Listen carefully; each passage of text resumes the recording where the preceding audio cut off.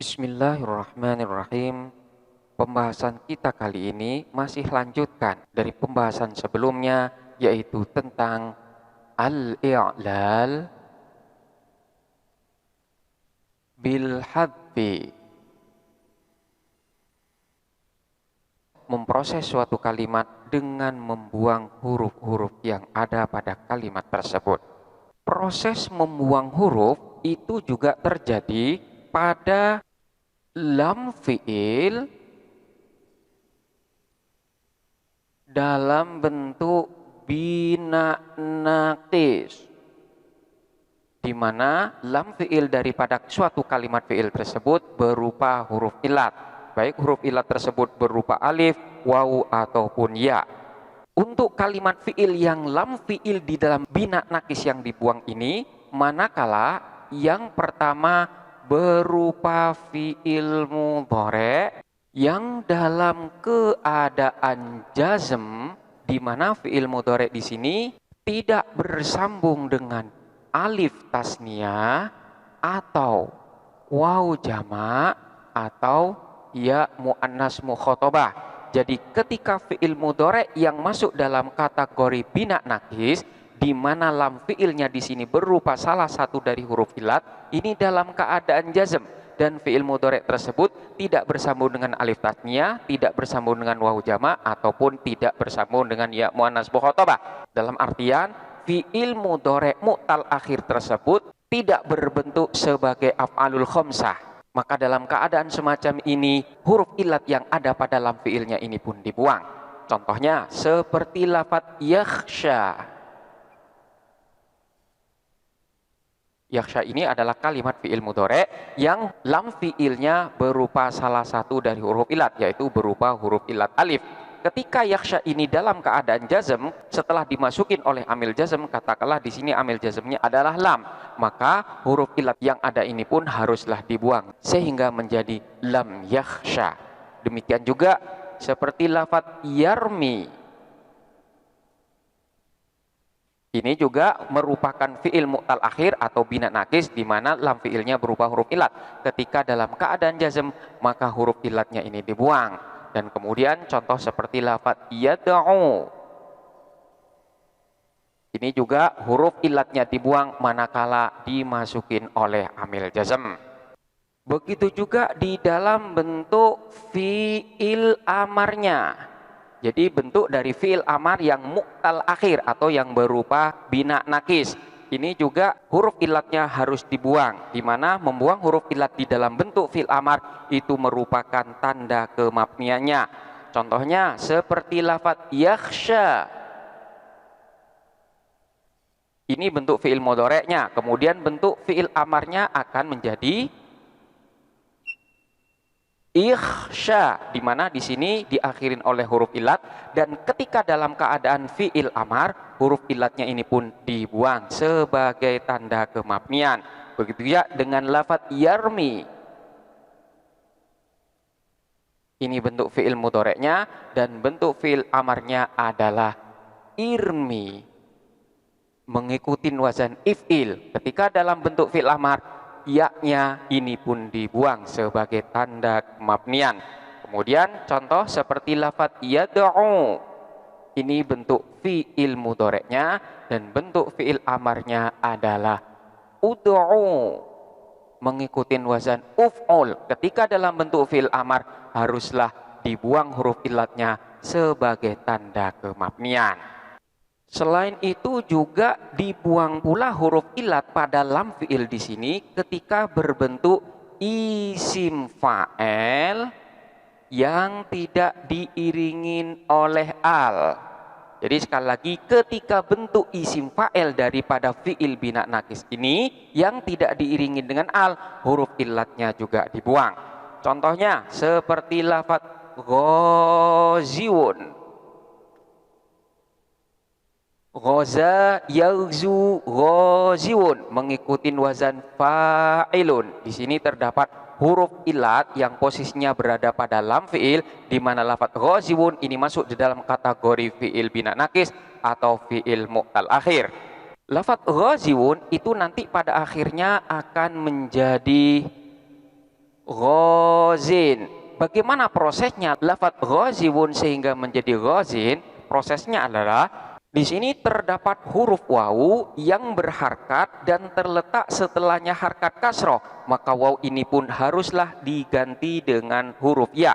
Maka ghaziun akan berubah menjadi ghaziun.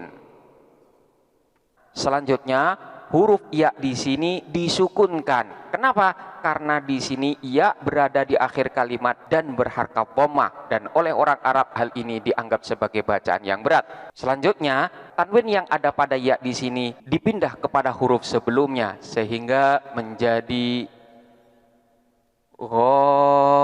ghazin. Maka bertemulah dua huruf yang sukun, yaitu sukunnya tanwin dan sukunnya huruf ya. Maka salah satunya ini harus dibuang dalam rangka untuk menghindari bertemunya dua huruf yang sukun. Dan dalam hal ini yang dibuang adalah huruf ya sehingga menjadi ghazin. Begitu juga dengan lafadz sarin. Lafadz sarin ini asalnya adalah sariun. Dalam lafadz sariun di sini terdapat huruf ya yang berharkat dhammah, maka ya di sini pun harus disukunkan karena menurut orang Arab bacaan ini dianggap sebagai bacaan yang berat. Sementara tanwin yang ada pada ya ini dipindah kepada huruf sebelumnya sehingga menjadi sarin. Maka bertemulah dua huruf yang sukun, yaitu sukunnya tanwin dan sukunnya huruf ya. Oleh karena itu, untuk menghindari bertemunya dua huruf yang sukun di sini, maka ya ini pun harus dibuang sehingga menjadi sarin. Proses iklalnya di dalam bahasa Arab kita ambil contoh yang pertama, yaitu lafadz ghazin yang pada asalnya adalah ghaziun. Ghazin asluhu ghaziun ala wazni fa'ilun. Ubdilatil wawu ya'an liwuku'iha ba'da kasratin fasara ghaziyun.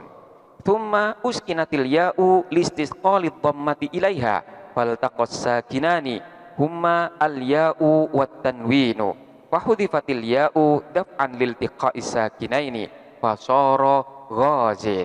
Maksudnya adalah ghazin asluhu ghaziun. Lafadz ghazin pada asalnya adalah ghaziun ala wazni fa'ilun, mengikuti wazan fa'ilun. Ubdilatil wawu ya'an, huruf wawu diganti dengan huruf ya. Kenapa? Liwuku'iha ba'da kasratin, karena huruf wawu tersebut terletak setelahnya harkat kasrah. Fasara ghaziyun, maka jadilah lafadz ghaziyun. Thumma uskinatil ya'u listisqalid dhammati ilaiha. Kemudian huruf ya ini disukunkan karena harkat dhammah pada huruf ya itu dianggap berat. Faltaqas sakinani, maka bertemulah dua huruf yang sukun. Huma al-ya'u wat tanwinu, yaitu huruf ya dan tanwin. Fahudhifatil ya'u daf'an liltiqa'is sakinaini, maka huruf ya itu pun dibuang dalam rangka untuk menghindari bertemunya dua huruf yang sukun. Fasara ghazin, maka jadilah lafadz ghazin. Kemudian keadaan yang keempat, proses membuang huruf itu juga terjadi pada fi'il madhi yang masuk dalam kategori fi'il thulathi. Yang mana fi'il madhi tersebut, ain fi'ilnya ini berharkat kasroh. Di mana pada ain fi'il dan lam fi'il dari fi'il madhi tersebut berupa huruf yang sejenis. Jadi fi'il madhi yang ain fi'il dan lam fi'ilnya berupa huruf yang sejenis yang merupakan fi'il thulathi, di mana pada ain fi'ilnya di sini berharkat kasroh, maka di sana terjadi al-i'lal bil hadfi, yaitu membuang sebagian huruf yang ada.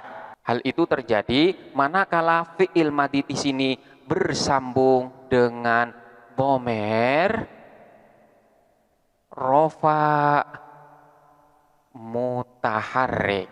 Contohnya seperti lafadz dhalla. Lafadz dhalla di sini pada asalnya adalah dhalila, di mana pada ain fi'il dan lam fi'ilnya ini berupa huruf yang sejenis, dan ain fi'il dalam bentuk fi'il madinya di sini berharkat kasroh. Dalam lafaz dhalila di sini terjadi proses idgham karena terdapat dua huruf yang sejenis dan bertemu langsung di dalam satu kalimat, dan di antara keduanya di sini tidak ada pemisah.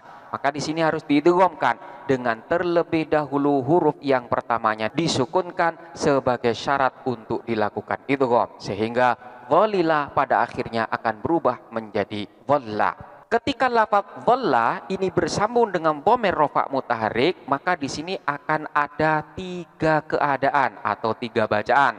Keadaan yang pertama adalah menetapkan bentuk asalnya, di mana lafaz dhalla ketika bersambung dengan dhamir rafa' mutaharrik ini tidak boleh dilakukan idgham. Artinya harus dikembalikan kepada bentuk asalnya, yaitu lafaz dhalila.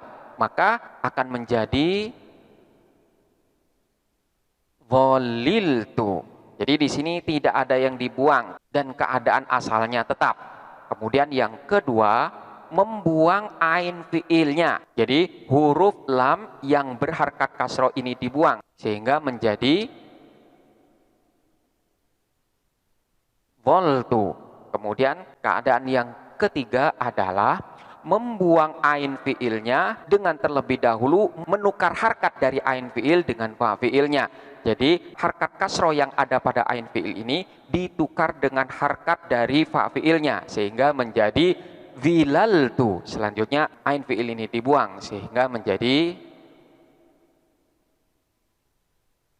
ziltu. Jadi boleh dibaca dhaliltu atau dhaltu atau ziltu.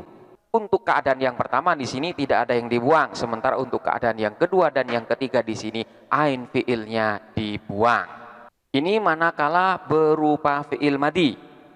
Kemudian yang kelima adalah masih terkait dengan yang keempat, yaitu terjadi pada fiil mudha'af yang sulasi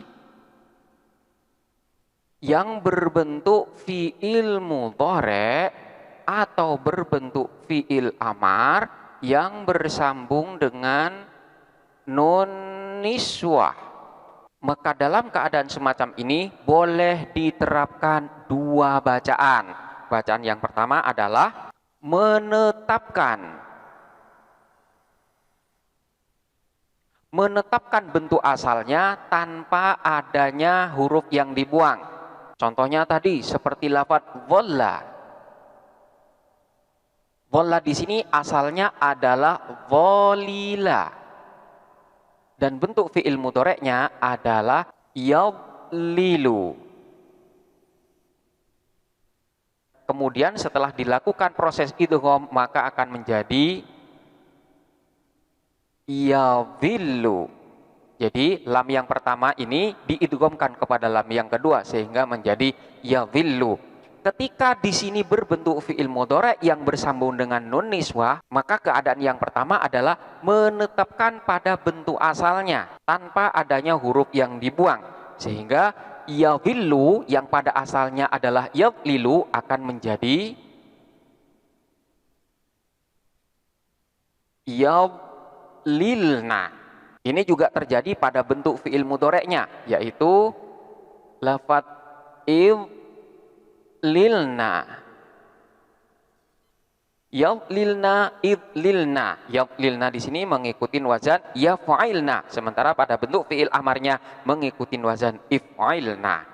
Kemudian untuk keadaan yang kedua yaitu membuang ain fiilnya. Jadi ain fiilnya di sini dibuang dengan terlebih dahulu menukar harkat daripada ain fiil dengan fa fiilnya. Jadi harkat kasroh ini ditukar dengan huruf dha yang posisinya sebagai fa fiil, sehingga yadlilna akan berubah menjadi yadhilna, sementara pada bentuk fiil amarnya akan berubah menjadi idhilna. Yang pada proses selanjutnya hamzahnya ini dibuang sehingga menjadi dhilna. Jadi pada lafaz yadhilna ini ain fiilnya dibuang dengan terlebih dahulu menukar harkatnya dengan huruf sebelumnya sehingga menjadi yadhilna, sementara pada lafaz idlilna ini akan menjadi dhilna dengan proses yang sama, yaitu membuang ain fiil dengan terlebih dahulu menukar harkatnya dengan huruf sebelumnya, dan selanjutnya membuang hamzah yang ada di awal karena memang sudah tidak dibutuhkan lagi, sehingga idlilna akan berubah menjadi dhilna, sementara yadlilna berubah menjadi yadhilna. Kemudian yang keenam, proses al-i'lal bil hadfi, yaitu membuang huruf, itu juga terjadi pada bentuk isim maf'ul dalam bentuk bina ajwaf. Contohnya seperti lafaz maqwulun. Maqwulun ini mengikuti wazan isim maf'ul, di mana lafaz maf'ulun ini masuk dalam kategori bina ajwaf yang ain fiilnya berupa huruf ilat. Lafaz maqwulun itu nanti pada akhirnya akan berubah menjadi maqulun. Bagaimana proses maqwulun berubah menjadi maqulun? Prosesnya adalah di sini terdapat huruf ilat yang berharkat, sementara huruf sebelumnya adalah berupa huruf soheh yang sukun. Maka harus dilakukan proses penukaran harkat dalam rangka untuk memperingan bacaan, sehingga lafaz maqwulun berubah menjadi maqulun. Maka bertemulah dua huruf yang sukun, yang keduanya adalah berupa huruf wawu. Maka untuk menghindari bertemunya dua huruf yang sukun di sini, maka salah satunya harus dibuang. Maka dilakukan proses al-i'lal bil hadfi, di mana yang dibuang di sini adalah wawu pada bentuk isim maf'ulnya, sehingga maqulun berubah menjadi maqulun. Begitu juga dengan lafaz mabyu'un. Pada lafaz mabyu'un itu nanti akan berubah menjadi mabi'un, di mana dalam prosesnya ini terjadi al-i'lal bil hadfi. Bagaimana lafaz mabi'un berubah menjadi mabi'un? Prosesnya adalah di sini terdapat huruf ilat yang berharkat, sementara huruf sebelumnya adalah huruf soheh yang dalam keadaan sukun. Maka haruslah dilakukan proses perpindahan harokat, sehingga mabi'un akan berubah menjadi mabui'un. Maka bertemulah dua huruf yang sukun, yaitu ya dan waw. Maka untuk menghindari bertemunya dua huruf yang sukun di sini, harus salah satunya dibuang. Yang dibuang di sini adalah waw dari bentuk isim maf'ulnya, sehingga berubah menjadi mabui'un. Selanjutnya, harkat daripada huruf ba di sini dirubah menjadi harkat kasroh dalam rangka untuk mencocokkan dengan huruf yang terletak setelahnya, yaitu huruf ya, sehingga mabui'un berubah menjadi mabi'un. Proses ilalnya di dalam bahasa Arab adalah, kita ambil contoh yang pertama, yaitu lafaz maqulun yang pada asalnya adalah maqwulun. Maqulun asluhu maqwulun ala wazni maf'ulun.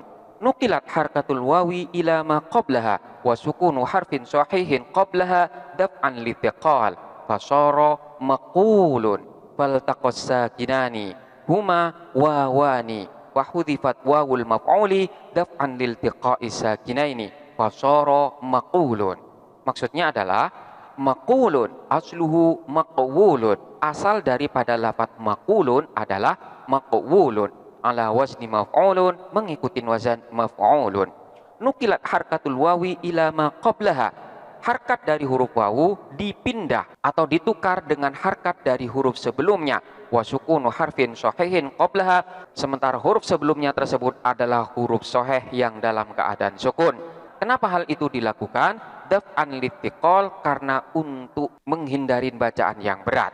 Fasara maqulun, maka jadilah lafaz maqulun. Faltaqas sakinani, maka bertemulah dua huruf yang sukun. Huma wawani, dan dua huruf yang sukun tersebut adalah dua huruf wawu. Fahudhifat wawul maf'uli daf'an liltiqa'is sakinaini, maka wawu pada bentuk isim maf'ulnya ini dibuang dalam rangka untuk menghindari bertemunya dua huruf yang sukun. Fasara maqulun, maka jadilah lafadz maqulun. Kemudian keadaan yang ketujuh, di mana di sana terjadi proses al-i'lal bil hadfi adalah terjadi pada huruf illat yang dalam keadaan sukun yang terletak setelahnya harkat yang sejenis, dan huruf setelah huruf illat ini juga merupakan huruf yang dalam keadaan sukun pula. Contohnya seperti lafadz kum yang pada asalnya adalah berupa lafadz uqum mengikuti wazan uf'ul yang dalam hal ini berupa fi'il amar. Uqum, pada lafadz uqum di sini terdapat huruf ilat yaitu huruf wawu, di mana huruf wawu di sini pada asalnya berharkat dan huruf sebelumnya di sini sukun. Maka dalam hal ini dilakukan proses penukaran harkat sehingga menjadi ukum. Maka pada proses ini kita perhatikan di sini terdapat huruf ilat yang sukun dan huruf sebelumnya ini adalah huruf yang memiliki harkat yang sejenis dengan huruf ilat tersebut, yaitu harkat koma sejenis dengan huruf wawu, dan setelah huruf wawu di sini berupa huruf yang sukun pula.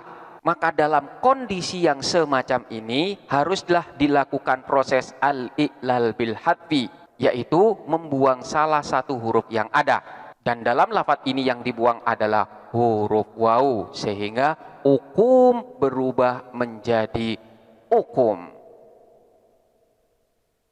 Kemudian hamzah wasolnya di sini dibuang karena memang sudah tidak dibutuhkan lagi sehingga menjadi kum. Jadi proses al-i'lal bil hadfi itu terjadi ketika di dalam proses i'lal. Contoh yang lain seperti lafadz bi' yang pada asalnya adalah ibi'. Di sini terdapat huruf ilat yang berharkat dan huruf sebelumnya ini adalah huruf soheh yang sukun. Maka haruslah dilakukan proses penukaran harkat dalam rangka untuk memperingan bacaan sehingga menjadi ibi'.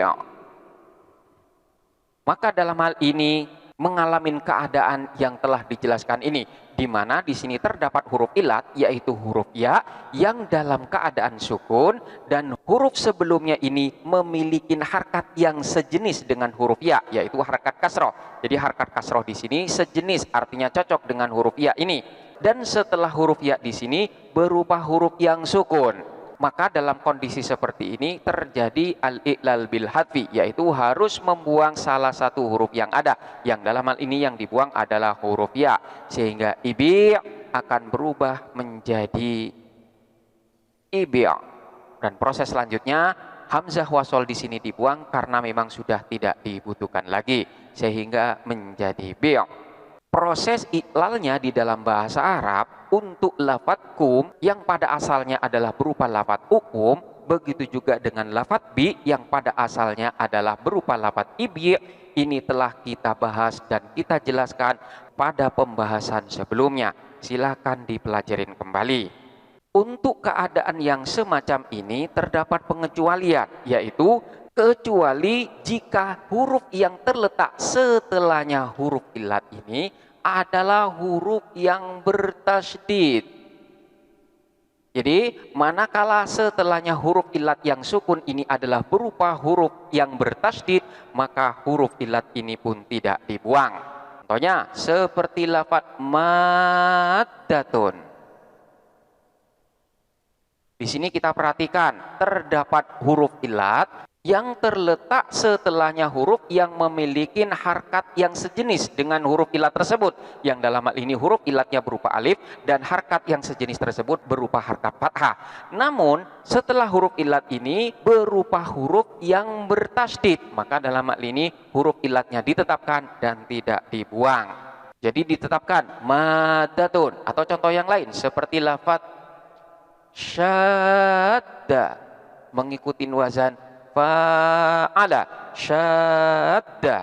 Di sini terdapat huruf illat yang terletak setelahnya harkat yang sejenis. Namun setelah huruf illat di sini berupa huruf yang bertasdid, maka alifnya di sini pun tidak dibuang sehingga bentuknya tetap menjadi syadda. Demikianlah penjelasan tentang keadaan-keadaan di mana dalam keadaan-keadaan tersebut dilakukan proses al-i'lal bil hadfi, yaitu membuang sebagian huruf yang ada pada kalimat tersebut. Selanjutnya silakan dipelajari dengan seksama dan sampai jumpa pada pembahasan berikutnya.